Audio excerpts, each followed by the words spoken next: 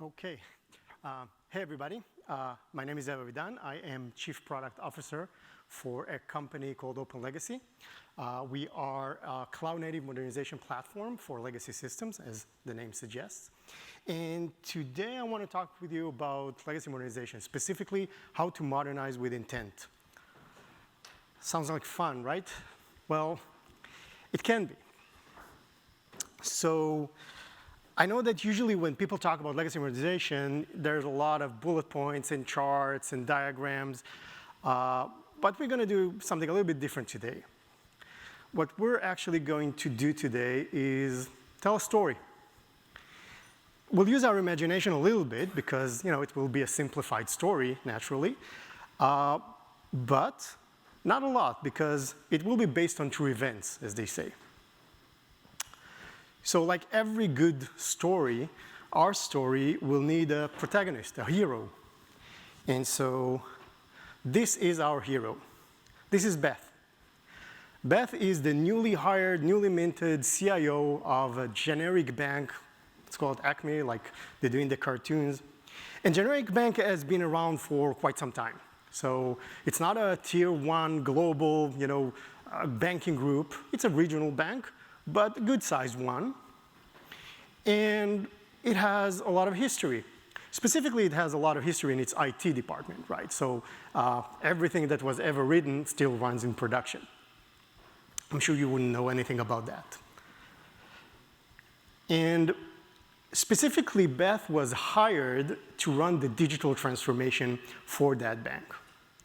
And today is a special day because this is Beth's first day on the job. Well, not exactly the first day on the job, meaning she did kind of the interviews and she met the team and all of those kind of things. But today, she is for the first time in front of the board IT committee talking about her plans and her vision for the future.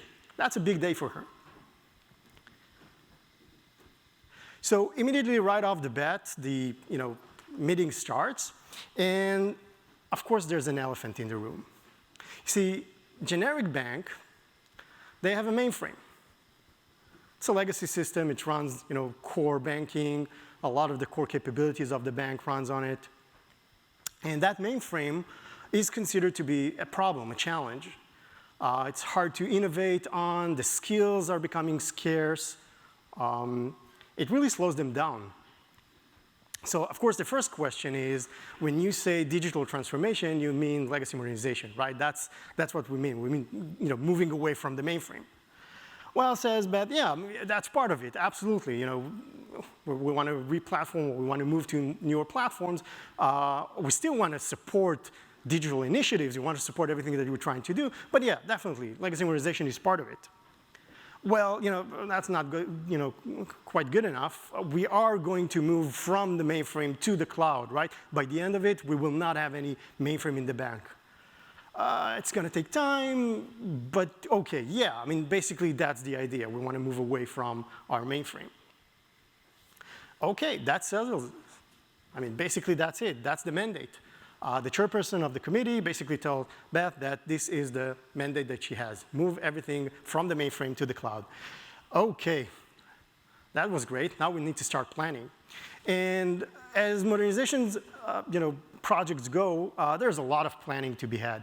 And specifically what Beth is doing is she has three main buckets to that modernization planning. So first of all is the mapping of what is. Right? So understanding all the legacy landscape.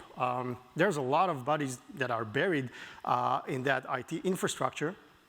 So trying to understand the interdependencies between the different legacy assets, what are they, trying to kind of figure out all the different things that were created. That requires a lot of mainframe people, legacy skilled people. They're scarce and they're not making more of them, but they're really needed for that type of effort. So that's one bucket, and specifically what the goal of that bucket is to create clusters, right? Clusters of applications that can be moved together. The second bucket is around the idea of how do we coexist, right? It's not going to be a short effort. It's not going to be tomorrow morning. It's not going to be next month. So probably there's going to be a coexistence period, multi-year probably. And for that period, we will need to create infrastructure to support that coexistence. We have everything on the mainframe, and it starts moving to the cloud. How does the mainframe call the cloud? How does the cloud call the mainframe? What happens if there's something on the cloud that needs to use, a data set on the mainframe? What happens if those are, tables? All of those different considerations, dependencies, coexistence concerns need to be accounted for in the infrastructure that they're building specifically for the migration. They're not going to serve them beyond that, but for that time period, they have to build the infrastructure. Last but not least, you need to plan for your target environment. How does the cloud look like? What are the vendors? What are the architectures and the frameworks and all of those kind of things? So given that in mind, Beth goes to work, or her team goes to work, and they start doing the implementation. So her legacy skilled people are digging all the dirt and finding out all the different dependencies and all the things on their mainframe. They're doing that. That's heavy lifting, but they get it done. But also the same people are involved in the effort to create the infrastructure. Now that bank already have every middleware conceivable, ESBs and other type of connectors and middleware to their mainframe. So basically they leverage that to create kind of a subset or an inventory or a collection of low-level APIs that they will be able to use in that coexistence period. So they're just churning and building those APIs and basically trying to guess everything that they will need. That is, again, a work that needs to be done by her legacy skilled people because they're building APIs for the mainframe, on the mainframe, also supporting different type of other integrations. Last but not least, her digital team now works on the cloud side, choosing the vendors, working with the vendors to account for all different aspects of security and instrumentation and all of those kind of things. Basically, the idea is they will wait for when the migration starts coming to them. Okay, that's not easy work. That's not fun work, but they're getting it done. And then comes the first curveball. Right, because now the line of business, or the person in charge of the line of business on the payment side, basically tells Beth that in terms of his planning and what he wants to do, he wants to work with every fintech and technology out there. Basically, they want to create an ecosystem around payments, having the bank as the digital platform for all of that. So they want to be on every marketplace, every product, every payment solution out there. Which is great. That's a great vision. But for Beth, what that means is that she needs to go back and start thinking about open banking and really how you deliver those type of services and interfaces for open banking. Specifically, she lands on Buy-in. Buy-in is the open banking standard of choice for her. But now that means that she needs to go back to her legacy teams and basically tell them to refactor some of the work because Buy-in was not created for that world of legacy, and the clusters they identified are not exactly Buy-in domains. So they need to redo the work, build facade programs in COBOL, build new infrastructure both for the collection of APIs that they've already created, but also for the infrastructure. That's a curveball, but you know what? She can handle it. Then comes the second curveball, which is they didn't account for something very important, her team tells her. So on the data side of the house, everything is event-based streaming APIs. And on the modernization side of the house, everything is synchronous API, RESTful APIs. And those two things need to work together. So now she needs to go back and again refactor and redo a lot of the work, rebuild infrastructures. And again, it falls on our legacy skilled people to do a lot of that heavy lifting. But, it's work. They work overtime, they're committed, they're dedicated. Everybody wants this to succeed. So they work and they get it done. Now, 18 months have passed.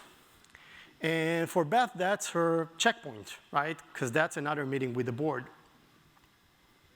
She feels pretty confident, right? They made a lot of progress. They built infrastructures. They've set everything up for success. Now, at this point, she knows that she will be able to pounce on the problem and really kind of start moving everything.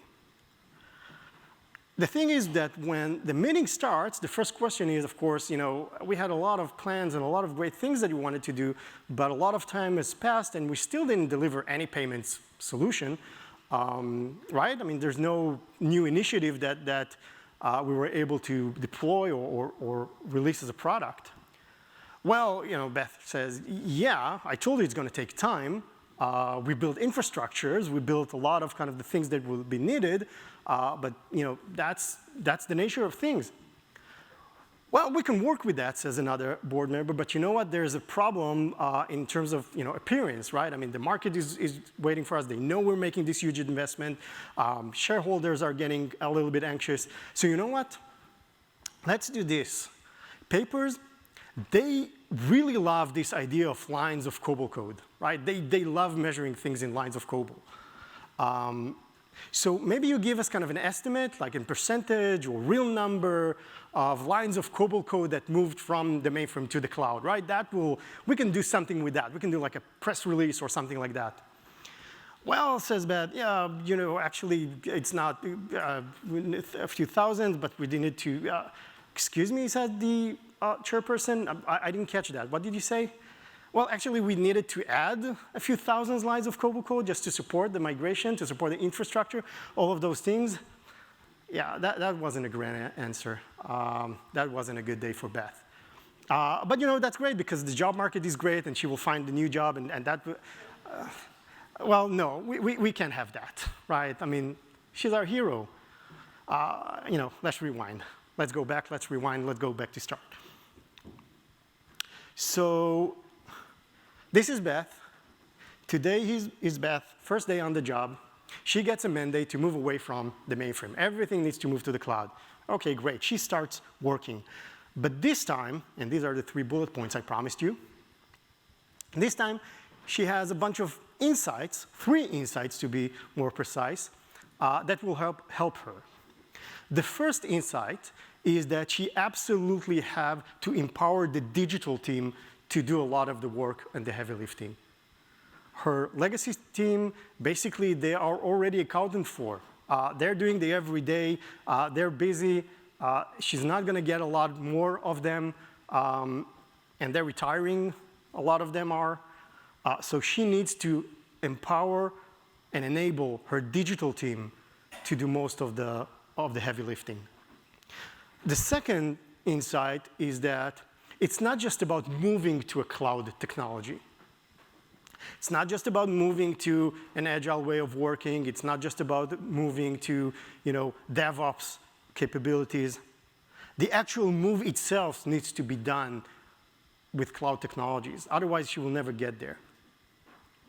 So she will need to use methodologies, tools, products, teams that are well-versed and fit into that world for the modernization project itself. Again, this is not just a week or a month.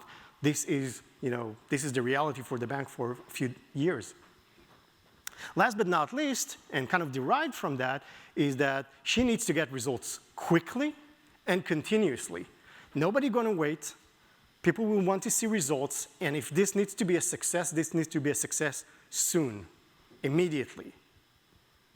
So these are the 3 insights that she now has. And really, she goes to the planning stage again. And in the planning stage, the 3 buckets are the same. She still needs to map everything and kind of get a lay of the land in terms of what the legacy landscape looks like. She still needs to have some kind of infrastructure for the coexistence, and she still needs to build the cloud side. But now she's using automated tools. She's using Insight for the first part.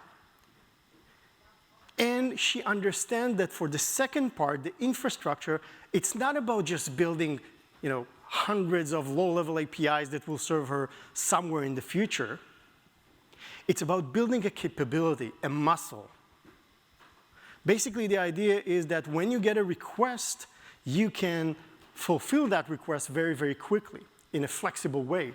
So you're not just losing focus on building this huge amount of infrastructure.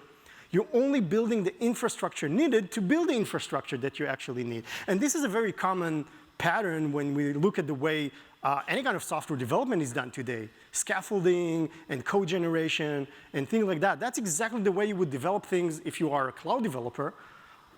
This is exactly what she needs to do here. She's not choosing 300 APIs that will need to be built. She's building the methodologies and the products and the capabilities to help her create a single API, 10 APIs, or 300 APIs, if she needs them, and in flexible ways. Last but not least, of course, she understands that these two things would lead her to already support things like that payment requirement that will be needed and others. And indeed, the implementation is done in a different way. Because now it's not just her legacy skilled people that are working. Now it's the digital team that's working. These are skills that are a little bit more available. And if she finds good enough technologies, she can even have non-developers creating those interactions, really scaling it up. The mainframe side will always be more challenging to scale up. The digital side is easier to scale up. So she gets into the work, and still that's work that needs to be done, and she does it. And then comes the first curveball, right? Now the curveball around payments and the need for open banking. But now it's not that big of a deal, right? Because she doesn't need to go back to her COBOL developers and tell them to change things. Now she can do everything using her tooling that she created on the cloud, and there's much less services to be refactored. So she has the muscle, she just uses it. Still, some work that needs to be done, but overall, crisis averted. Then comes the second curveball. That's a little bigger one, because you didn't need to change things in terms of the infrastructure on the cloud side, but the baseline of capabilities that are created, you don't need to change that on the legacy side. So again, you can use more available resources and technologies that drive you, with modern methodologies of working, and she can get it done. Yeah, they need to work late hours, but they get it done. So now when Beth gets to that 18-month timeline and that meeting with the board, when the first question is asked, did we deploy any new product? Yeah, absolutely we did. Now, that new product that we deployed still uses data from the mainframe. So, we're going to live with that. It uses it in ways that are completely modern. There's a microservice proxy on top of it, whatever you want. But still, you get some data from the mainframe. Does anybody care? No, not really, because we did deploy a capability, a new capability. But we are making progress on moving away from the mainframe. Don't forget, that was the original mandate, moving to the cloud, right? Yes, we're making progress. Now, are we 100% there? Absolutely not. Are we 50% there? Not even close. Are we 30, 10, 5%? Doesn't really matter because we have the pattern. We have kind of the way of moving there. And now it's all about the priorities. We can prioritize that part or we can prioritize the other part. It's about flexibility. That's the most important asset that you would have in this type of a project, flexibility. Because if you are locked into just one siloed way of doing things, that will end like the first story. Outstanding job, Beth, says the chairperson. And Beth is happy. This migration story has a happy ending. Not all of them do. But if you want your modernization journey to be successful, so OpenLegacy is introducing the OpenLegacy Modernization Cloud. And basically what it is all the things that we talked about. So it's a cloud-first way, a digital way to approach modernization, shift the control or shift kind of the bulk of the work to the digital team, working in cloud-first methodologies. So all of those things that we mentioned as a SaaS platform, we're launching it with 3 of our launch partners, so Cast Software, and we have somebody from Cast Software here today to answer some of your questions, with Heirloom and with Tanzu VMware. And if you want to know more, we are at booth 16. We'll be happy to have the conversation, to hear about your modernization journey, and to talk about ways that we might provide value. Thanks, everybody.